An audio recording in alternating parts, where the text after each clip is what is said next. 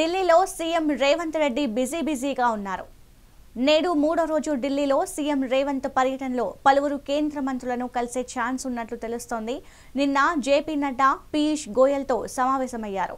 తెలంగాణలో యూరియా, ఎరువుల కొరత లేకుండా చూడాలని రేవంత్ కోరారు. జహీరాబాద్ ఇండస్ట్రియల్ స్మార్ట్ సిటీ అభివృద్ధికి సహకరించాలని విన్నపాలు చేశారు. 596 కోట్ల రూపాయల నిధులు వెంటనే విడుదల చేయాలని కోరారు. వరంగల్ ఎయిర్పోర్ట్ నిర్మాణానికి ఆర్థిక సాయం చేయాలని, Hyderabad, Bengaluru aero defence corridor మంజూరు చేయాలని విజ్ఞప్తి చేశారు సీఎం రేవంత్ రెడ్డి.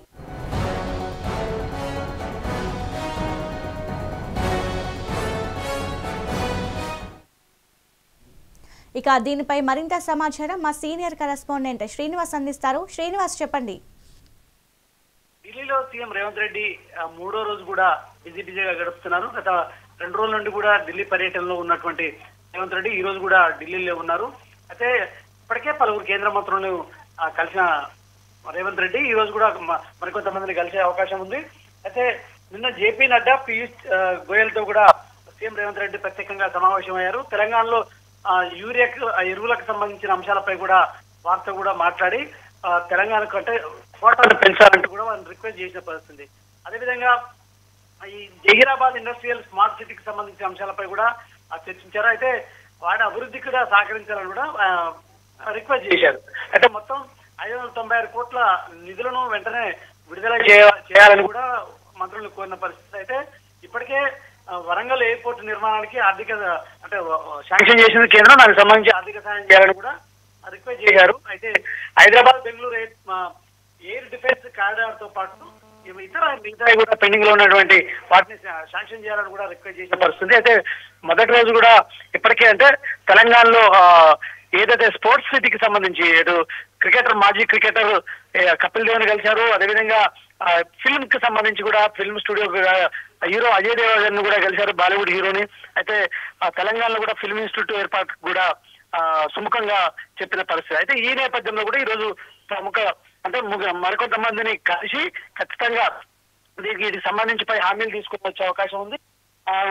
మరొక వైపు ఇటు కాంగ్రెస్ పెద్దలను కూడా, హైకమాండ్ పెద్దల్ని కలిసి ఆ పెండింగ్ అంశాలకు సంబంధించి వాటిని కూడా క్లియరెన్స్ కోసం వారితో చర్చిస్తారని కూడా తెలుస్తుంది. ముఖ్యంగా ఇటు వర్కింగ్ ప్రెసిడెంట్లు కావచ్చు, డిసిసిలు కావచ్చు, అదేవిధంగా కార్పొరేట్ పదవులు, పెండింగ్ లో ఉన్నటువంటి మరొక 3 కేబినెట్ లో 3 బెర్తులకు సంబంధించి అంశాలపై కాంగ్రెస్ పెద్దలతో చర్చించి వాటికి సంబంధించి ఆమోద ముద్ర వేయించుకుని వస్తారని కూడా తెలుస్తుంది. సో ఈ నేపథ్యంలో 3 రోజుల నుండి కూడా సీఎం రేవంత్ రెడ్డి ఢిల్లీలో బిజీగా గడుపుతున్నారు. సింధు, యూరియా అలాగే ఎరువుల గురించి కొరత రాష్ట్రంలో కనిపిస్తుంది. అలాగే కేంద్రం నుంచి ఎలా సహాయం వస్తేనే రాష్ట్ర ప్రభుత్వంలో ఏదైనా రైతులకు మంజూరు చేసే అవకాశం అయితే కనిపిస్తుంది.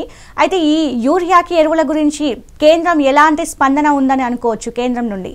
గత 2 సంవత్సరాల కంటే అంటే గత ఏడాది కంటే ఈసారి వ్యవసాయం అంటే ముఖ్యంగా వరి పండించేందుకు కూడా రైతులు ఎక్కువ ఆసక్తి చూపుతున్న నేపథ్యంలో, ఎందుకంటే దిగుబడి కూడా వస్తుంది. అదేవిధంగా ఇటు ధాన్యంలో ఇప్పటికే కూడా హైయెస్ట్ తెలంగాణ కూడా ధాన్యంలో రికార్డు కూడా సృష్టించింది. సో ఈ క్రమంలో కూడా అవన్నిటిని దృష్టిలో ఉంచుకొని ఉన్న ప్రస్తుతం ఎరువులు సఫిషియెంట్ గా ఉన్నప్పటికీ కూడా ఒకవేళ వ్యవసాయం అంటే ఈ వరిని మరింత హెక్టర్లో కూడా వేస్తే ఈ యూరియా షార్టేజ్ వచ్చే అవకాశం ఉంది. ఎరువులు అదేవిధంగా వీటికి సంబంధించి ఇబ్బంది తలెత్తకుండా చూడాలనే ఉద్దేశంతో ముందస్తుగా సీఎం రేవంత్ రెడ్డి కేంద్ర మంత్రులను కలిసి వాటి యూరియాకి సంబంధించి కోటాని పెంచాలని కూడా రిక్వెస్ట్ చేస్తున్నారు. సో ఈ నేపథ్యంలో కూడా ఎలాంటి షార్టేజ్ లేకుండా, రైతులు ఇబ్బంది పడకుండా ఖచ్చితంగా వారికి సకాలంలో అందించే విధంగా కూడా రాష్ట్ర ప్రభుత్వం కృషి చేస్తుంది. ఈ క్రమంలో కూడా కేంద్ర మంత్రులను కలిసి ఆ రకంగా రిక్వెస్ట్ చేస్తారని చెప్పచ్చు. శ్రీనివాస్, స్మార్ట్ సిటీకి సంబంధించి నిధులు కావాలని, అలాగే ఈ మరికొన్ని మెట్రోకి సంబంధించిన కూడా నిధులు మంజూరు చేయాలని చెప్పేసి సహకరించాలని జేపీ నడ్డాని అలాగే పీయూష్ గోయల్ని నిన్న కలిసిన విషయం తెలిసిందే. దానికి సంబంధించి ఎలాంటి సమాచారం మనకు అందుతుంది?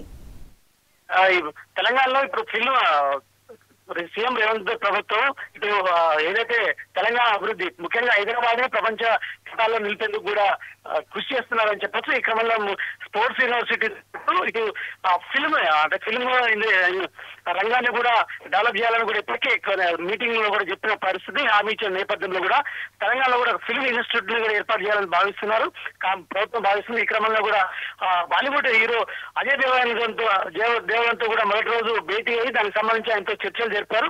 ఈ నేపథ్యంలో అజయ్ దేవగన్ తెలంగాణలో ఫిల్మ్ ఇన్స్టిట్యూట్ ఏర్పాటుకు ఆయన సుముఖం వ్యక్తం చేశారని కూడా తెలుస్తుంది. సో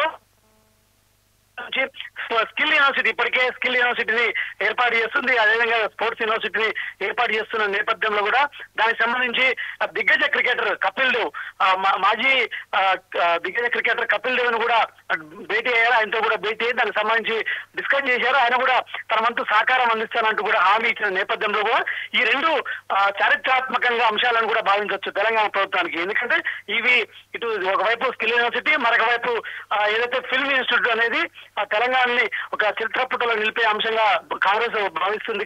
ఈ క్రమంలో కూడా రెండు హామీలు లభించడంతో పాటు ఇటు యూరియాలు పెండింగ్, ఇటు మరొక వైపు ఏదో RRR ఉత్తర భాగానికి సంబంధించిన అంశాలపై కూడా కేంద్ర ప్రభుత్వాన్ని రిక్వెస్ట్ చేయడం, అదేవిధంగా మెట్రో రెండో ఫేజ్ కు సంబంధించిన నిధుల్ని విడుదల చేసేందుకు కూడా మెట్రో ఇప్పటికే మిగతా రాష్ట్రాల్లో కేంద్ర ప్రభుత్వం మెట్రోకు సంబంధించి నిధులను విడుదల చేసింది. కానీ తెలంగాణలో హైదరాబాద్ లో ఈ మెట్రో విస్తరణకు సంబంధించిన వరకు ఏదైతే నిధులు విడుదల చేయలేదు కాబట్టి మెట్రోకు సంబంధించిన రెండో ఫేజ్ నిధులను విడుదల చేయాలని కూడా రిక్వెస్ట్ చేస్తున్నారు సీఎం రేవంత్ రెడ్డి. ఈ క్రమంలో కూడా ఈ అన్నింటి అంశాలపై భేటీ అయ్యి సానుకూలంగా నిర్ణయం వస్తుందంటూ కూడా ఇప్పటికే కాంగ్రెస్ వర్గాలు అదేవిధంగా మంత్రివర్గం భావిస్తుంది. సింధు. Thank you Srinivas.